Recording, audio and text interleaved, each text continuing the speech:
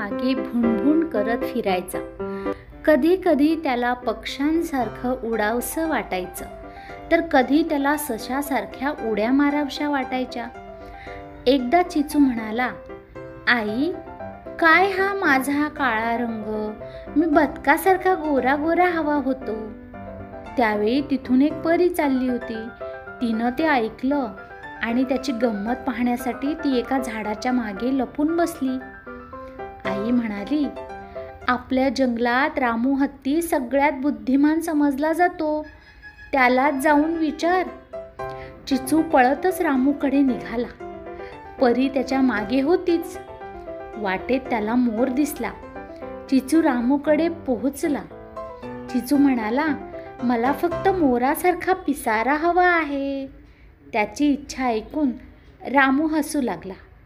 तेवढ्यात परीनं जादूची कांडी फिरवली आणि चिचूच्या शेपटीच्या वर अगदी मोरासारखा रंगीबेरंगी पिसांचा पिसारा आला। तो होता छोटाच, त्याच्या मापाचा, पण सुंदर। चिचूनं पिसारा पाहिला आणि एकदम खुश झाला। तो रामूलाही विसरला। आईला पिसारा दाखवण्यासाठी तो पळत पळत घरी निघाला। तो बिळापाशी आला। पळून पळून त्याला खूप भूक लागली होती। घाईघाईनं तो बिळात शिरू लागला, त्याच्या पिसाऱ्यामुळे त्याला आत शिरताच येईना। तो अडकला। मोर पिसारा फुलवू शकतो आणि मिटू शकतो, हा तर होता उंदीर।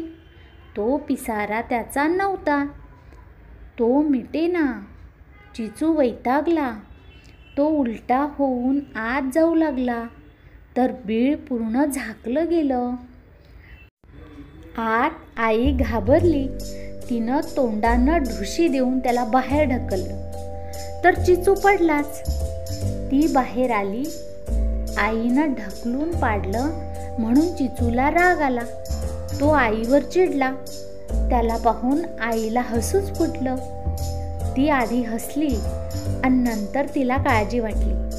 असा उंदीर कधी असतो का? आई, भूक लागली।